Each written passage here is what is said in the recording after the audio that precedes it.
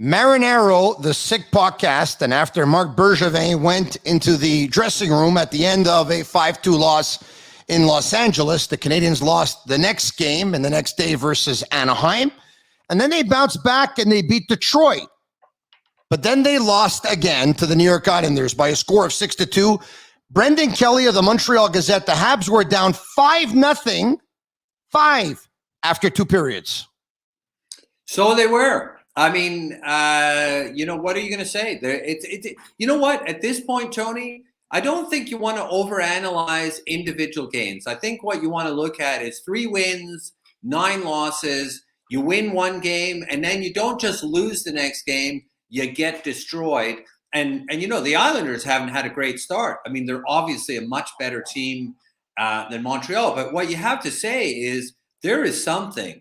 This is not just a little problem. This is not just Carey Price not being there. This is not just Shea Weber being there. This team is a total mess. And so you have to look at the bigger picture and say, well, what's going on here? And what's going on here is they're not a very good team. And, you have to come to the conclusion at this point. Firstly, Stanley Cup run, great as it was an outlier. I'm not saying they don't deserve to have gotten to the final. They got to the final, that's great. But they were playing playing above where they really were at. Since the Stanley Cup final, every single thing that Marc Bergevin has done has been bad, and a few things happened that were out of his control, but many of the things were directly related to. Well, I mean, acquiring Christian Dvorak was not bad, and acquiring Mike Hoffman was not bad either. Yeah. Well, it's fantastic getting Christian Dvorak. That's really working out well, Tony. Not. Secondly, what did we give up for that? What did we give up? Come on. First round draft pick in 2022 for a team that is tanking. That first round draft pick could be a number 3 pick. Well, he didn't expect to be. Listen, for me, it's very simple. There are things that, were out of the Canadiens' control. I mean, Carey Price going into the players' assistance program and Shea Weber no longer being able to play again and stuff like that. Even though everyone knew he wasn't going to have a lot of gas left in the tank when they acquired him, but he was able to give them 5 years. Joel Edmondson's injury, they weren't able to do much about that either. But it's very clear, and I've been saying it since camp, when I said they will not make the playoffs, they will finish 5th in the division, maybe a point or 2 ahead of Ottawa, that every center on that team is playing one spot above where they should be. But the exception of Josh Anderson, there's a lack of toughness at the forward position. They have some defensively irresponsible players, and they need 2 mobile puck-moving defensemen. All of these things that we're talking about, all of them, these are all on the general manager. Those are his responsibilities. As for the way they play, though, Brendan, you have missed assignments. You have 2 defensemen going on the same player. You have 3 players in no man's land picking up nobody. Clearly, this is not a well-coached hockey team. And with all due respect to Dominic Ducharme, and I'm not saying you should be fired. They hired him 4 months ago. That kind of would be ridiculous. But I always go back to the analogy of a hockey team is a classroom. If one student failed and everyone else had an 80% average, it's on the student. Right now, you can maybe take 1 or 2 players on this team that have an above 60% passing grade, and the rest of the players are failing. Well, exactly. And that's on the teacher. It's on the teacher, but you know what? It's also on the school principal for hiring the teacher. And so it's on the coach, and you're right, Ducharme is not impressing. But at the end of the day, as my colleague Stu Cowan keeps saying in the last couple of weeks, they are not a very good team. And that's on the guy who hired the players. And that is on Marc Bergevin. I mean, you could say it's in session with mine. Team has not been very good. And at the end of the day, you have to say, all of their success came because of COVID. I'm sorry, but the only people who really profited from the pandemic were the Montreal Canadiens. They got in 2020. They were 24th place. Remember how bad that season was? That was a terrible season. You remember how bad last season was, the regular season? This was a terrible team. If they didn't have to play the Vancouver Canucks 9 times. A terrible regular season team. They were built more for the playoffs than they were for the regular season. It is the Sick Podcast, and it's brought to you by Cherry River Hard Seltzer. Only 90 calories, natural flavors, no preservatives, Brendan. Now available in Quebec grocery stores and the beer store. You were saying? I was saying that what my point is that, you know what? Drives certain people crazy, but there's a consistency to my message. You know, I was saying during the Stanley Cup playoffs in the past spring that I was loving it, and it was a superhuman effort and all of that. But the reality is we're back to reality right now, and it's been 9 years, and I think it's pretty terrible. I mean, so hold on a second. The personnel, the players are on Marc Bergevin, okay? The personnel, the coaching staff, you said, is on Marc Bergevin. I totally understand that. He hired him. Correct. His boss tells him to hire who? Well, his boss tells him to hire a coach who speaks French. Well, look, you know what? The thing about the French English, let's talk about the players. Why do we have David Savard exactly, Tony? How's he looking? How was his game last night? Well, listen, it was awful. No, but terrible. I mean, he got. This is a player I used to like. All of a sudden, he got very, very old. I tweeted last night that in the last 4 months, it seems like Savard got 4 years older. How do you like his contract? You know what people are comparing him to this morning? Carl Alsner. Carl Alsner. So you picked up 3 Francophone players, Paquette, Perreault, and Savard, only because of their last names, right? Because one day last year, Phil Danault was sick or injured, can't remember which, and there was no Francophones in the lineup, and every politician in Quebec. And Jonathan Drouin had left the team for personal reasons. But the whole point is that, and it goes beyond language, as I said. These people manage the team by reading Le Journal de Montréal and reacting. And when you look at all of this, it's, you know, look at what's happened since the finals. So we lost Philip Danault. That's an interesting case. He signed for, and I don't care if you want to sign him or you don't want to sign him. Marc Bergevin, by all accounts, offered $30 million. LA paid 33. Guess what? Hold on a second. I believe he offered $25 million, 5 times 5. I don't believe that. Well, you know what? I don't even know if I believe it, but that's what one of his agents, Stéphane Fizet, told me right here on the Sick Podcast.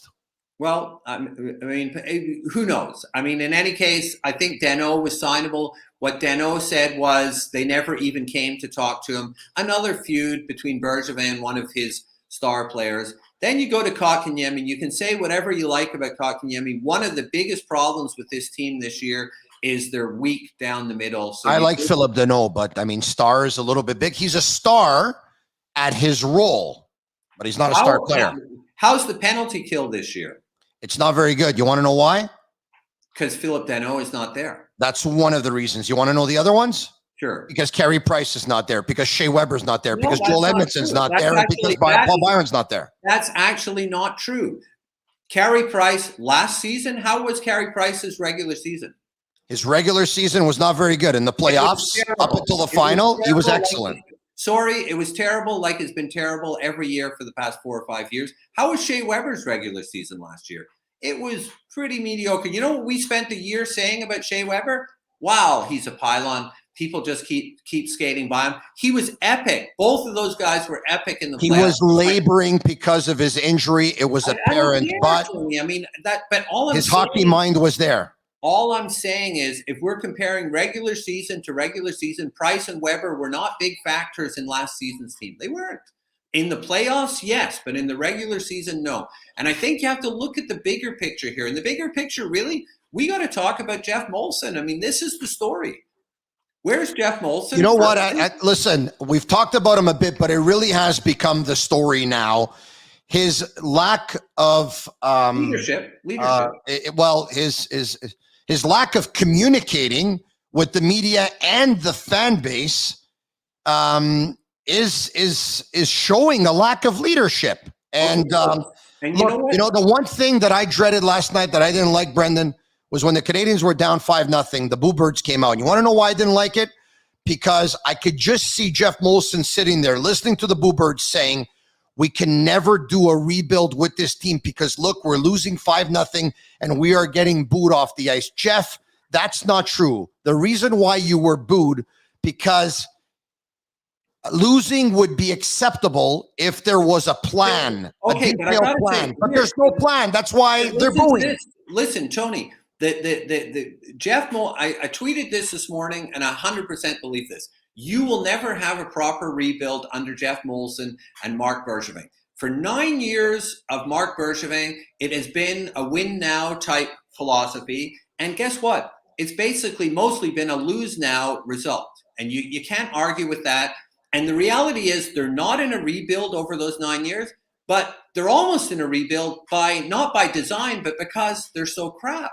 So they got 2 number 3 picks. They blew two number 3 picks. So the point is, they're doing absolutely terrible, but they won't go into a rebuild and do not tanking, but making a plan to say, okay, here's what we need to do. We need to, you need to build around, say, the one guy we agree on is a great player. Build it around Suzuki, maybe around Caulfield if he's the real deal. But no, instead they've got all these huge contracts. They've got Gallagher, they've got Anderson. They can't do a rebuild with these guys. Hold on a second. Yes, they can. Hold on a second. Yes, they can. How can you do a rebuild? How can you do a rebuild when the general manager has 1 foot out the door? How is it that you put the responsibility of getting rid of these players on a guy who's not, in all likelihood, going to be there in June? I'll answer that question in a second. In the meantime, I'll talk to you about sportbuffshop.com for all of your officially licensed sports apparel and our sick merchandise. Is this a joke? That's one of them. Use code SICK15 for 15% off on all of their items. All right. Okay. So I'm going to answer you. Number 1, can Marc Bergevin do a rebuild? Well, if he's Jeff Molson's guy, Jeff Molson has to tell him, Mark, I've decided we're doing a rebuild. And at that point, how do you do it? Well, you have to part ways with your players that are 30 plus years of age, and you have to part ways, or in some cases 29, and you have to part ways with some very, very big contracts. Now, will Marc Bergevin be willing to do that? I'm not so sure. The one challenge he's going to have is he's going to have to trade away players that he absolutely loved because he's the one who gave him those contracts.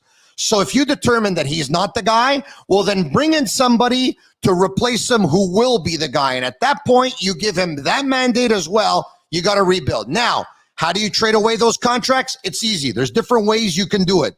Number 1, you have to eat some of it. Number 2, you have to try packages if it doesn't work. That's just the way you have to approach it, because the rebuild has become necessary because Carey Price is going to be a declining asset if he isn't already. So will Jeff Petrie. So will Brendan Gallagher. And the Canadians didn't win when Price was at his best, and they had Weber, and they were a lot deeper, and they had a lot better team. So knowing that at their best, they didn't get it done, their best was not good enough. You need to rebuild. I know this. Throw me all the examples of teams that went through a rebuild and they didn't work. I'll tell you, they must have been terribly managed teams. But 2 things happen when you rebuild, or 3 things. You either win the cup, are entertaining, or are both. Now, do the Tampa Bay Lightning, as much as they drafted fantastic, Braden Point, Palat, Kucherov, made a great trade with Sergachev, do the Lightning win the cup if they don't have Stamkos and Hedman, who are drafted 1 and 2? Do the Penguins win the cup if they don't draft Fleury at 1, Stahl at 2, Malkin at 2, and yes, they won the lottery with Malkin? Do the Capitals win the cup without Ovechkin at 1 and Backstrom at 4? No. But here's another question is, you're talking about a rebuild. We both agree there should be a rebuild. If you agree that we should do the rebuild with Bergevin and Timmins, I'm not sure I can even talk to you anymore. I didn't say that, by the way. No, but you just ran through Tampa Bay Lightning.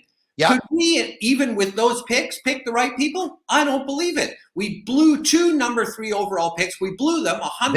They did blow the number 3 overall picks. You're right. They did. Look at the lineup. And we were talking about this in the last podcast, but it bears repeating. Look at the lineup of the Canadians and tell me who we drafted and developed and is in that lineup. It's unbelievable how Right now it's not good. It's Brendan Gallagher for years. So how does Trevor Timmins still have a job? It is absolutely incredible. Marc Bergevin is loyal to his staffers. Big mistake. And Sylvain Lefebvre, he was very loyal to him. How'd that work out? Yeah. And you know what? He should have been loyal to a guy named Joel Bouchard. There are some things that we have to consider that they did draft PK, and PK eventually brought them Weber. They did draft Sergachev, and he experience really worked out well. That was brilliant. Get a win now guy at the end of 2016. And you lose now. Again, no, but seriously, Tony. Brendan, hold on a second. They absolutely won that Weber for PK Subban deal, and I'm going to explain to you. Hold on a second. I'm going to explain to you why. Hang on a second, Tony. I'm sorry, but I'm not going to take that sitting down. I like Weber. Great player. Did we win anything with Weber? Brendan, no, Tony, I'm sorry, but a trade is only as good as what it does for the team. Brendan, did the Nashville Predators win the Stanley Cup with PK Subban? You know why they lost the cup, Tony? Or the New Jersey? No. You want to go there? They lost the cup because Pekka Rinne lost his mind in 2 games in Pittsburgh. They were this close to winning the Stanley Cup with PK, who was the best player on that team in those playoffs. So, and it doesn't even matter what happened with PK. Or maybe PK woke Sidney Crosby up. Listen, I like PK. That's horseradish. Hold on a second. Sorry, we have to finish this debate. Yeah. There's nothing to do with PK. PK was a very hot commodity. You could have got a first-line center. Instead, you got a guy who brought you nowhere. That's all I'm saying. He brought us nowhere. That's all. Brendan, Shea Weber was a very good captain. He helped get the Montreal Canadiens. He helped get the Montreal Canadiens to the Stanley Cup final. It's not on him that they lost in the final to the Tampa Bay Lightning. And now without Shea Weber, you're seeing how terrible the Canadiens are defensively. They are lost. Sherratt's no longer insulated. Petrie has to play with more responsibilities. He cannot handle it. Now, you and I are not going to agree on this subject, and that's okay. I say they ended up winning the deal because Shea Weber's retired. They won't be on the hook going forward, and they would have had to move PK Subban's contract or they would have been stuck with it. First-line center. Could have got a first line. You're right about that. I'll agree with you. Center for 25 years, but that's normal, right? I'll agree with you. I'm trading PK Subban. I'm trading him for a number 1 centerman. I agree with you there. Finally. Now. All right. Next. Carey Price will be back in Brassard on Monday, and they're going to put together a plan for him to come back. They're not excluding games in Laval. I know pressure comes with the territory, and I know he makes a lot of money. But after what he's just been through, I'm in no hurry for him to come back for a couple of reasons. One, for him, the person, and him, the hockey player. This is a team that is not good, that is playing terrible, and chances are he won't look very good. And chances are he's going to have all the pressure of the world on his shoulders to lead this team now. And even if he plays great and he steals a few games, if you're not going to make the playoffs anyway, the worst thing that could happen to your team is winning a few games. Not good. Someone had a great tweet the other day when, Habs were tanking again. And he said, the worst of this is that in February, they're going to go on a winning streak and just get up high enough to get a crap draft pick, because that's the way the Canadiens do things. And that's exactly it. And that's why the return of Carey Price, in my view, is kind of irrelevant. Firstly, could be good, could be bad. I mean, he's been mostly not very, he was unbelievable. The only reason they were in the finals, the main reason was Carey Price's play, and then he kind of flubbed it a little in the finals. But kudos to what he did. But in the regular season, and since, 4 seasons, he's been mediocre at best. But even if he's great, even if he's super, goaltending is far from the main problem here. It's not even a problem. All right. So anyway, you're right about that. And that's why I think this is one of the most important times in the history of Jeff Molson's ownership of the Montreal Canadiens. What am I talking about? Because if Price comes back and Edmondson comes back and they go out and maybe acquire a player to try and patch things, and then they end up finishing probably around 18th overall or whatever, and they don't end up getting a very good draft pick, and he doesn't materialize and all that stuff, then it's the same old, same old. They need to put something together that for once and for all will be sustainable, not betting 80% of your chips to make that Weber trade, not going all in last year to win the cup, something sustainable, which is a rebuild, Brendan. Yeah, Jeff Molson has to show some leadership. You cannot have a lame duck GM. Sign him or fire him. It's as simple as that. I agree with you 100%. We're now like the season is finished. Season is finished. We're not making the playoffs. So now you're planning for the future. And you're planning for the future with a guy who doesn't have a future with the team. It is absolutely insane. You got to go one way or the other. But Jeff Molson has only come out publicly twice in a real way in the last year or so. He came out at the beginning of COVID. He was only finally smoked out from his corner office because Régent Tremblay wrote a story in Le Journal de Montréal saying that the next president of the Montreal Canadiens was Vincent Damphousse. Whatever the basis of that story, his main thing was not to come out as an important corporation in Quebec and comment on a huge societal problem, which was COVID. It was to talk about the fact that he was remaining as president. And then he came out to talk about the disastrous choice to pick Logan Mailloux in the first round of the draft this year when there was a firestorm of controversy, not just in the sports pages, but all over our society. And once again, he chose to do that by excluding Tony Marinaro and Stu Cowan and several media outlets. No. I didn't want to be on the media caller. I wasn't available to be on the media call. Was not invited, Tony. Oh, okay. Okay. And neither was CBC, neither was Radio Canada, neither was the Montreal Gazette, because we asked tough questions. So that's the kind of leadership we're getting from Jeff Molson. He should step up. He should speak to the public. But more importantly, he should make a decision about Marc Bergevin, one way or the other. Make that decision and then send out the letter, Jeff. Send it out the way the New York Rangers sent it out. Let everyone in the National Hockey League know that you are open for business and that you are selling. Sell the rebuild to your fan base, whether it's with your general manager or another general manager, whether it's with your staff or another staff.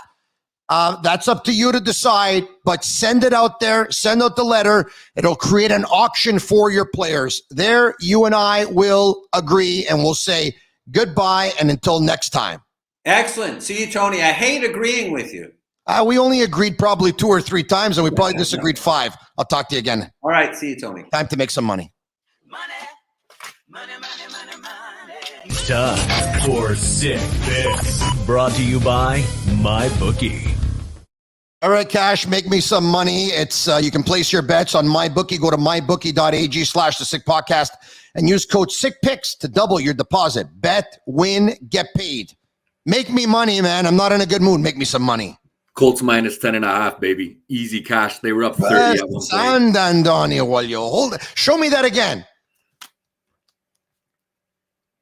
Whoa. Get that. Yesterday's winnings, baby. Colts minus 10.5. Let's go. Those are real, too. You called it yesterday. You called it Colts minus 10.5. You called it. All right, what do you got this weekend? Guys, there might be one, maybe 2 teams worse than the Montreal Canadiens right now, and that's where I'm looking to go. The Arizona Coyotes. These guys cannot win a game. They're playing the Ducks tonight, and guys, trust me, I'm not a big Ducks guy. I don't like betting on these guys often, but this isn't a bet on the Ducks. This is a fade against the Arizona Coyotes. Look at the Ducks at home to get the job done. Arizona Coyotes, I don't know when these guys are going to get their first win, but I'm going to tell you it's not going to be tonight. I'm going to cheer you up, man. 3 units on this play. I really like this play a lot. Get your money on the Ducks. They're going to cash this play, guys. Arizona Coyotes, man. These guys might go 16, 17 games without a win. I don't know how long it's going to be, but these guys cannot play hockey right now, and I'm looking to fade them heavily. Go with the Ducks tonight. Let's cash another big ticket. All right, that's it? That's it for tonight. Sounds good to me. Is this a joke or what? Let's go. Send out the rebuild letter, Jeff. Away parla, sell it. And your fans will accept it. Who says so? Me. Marinaro.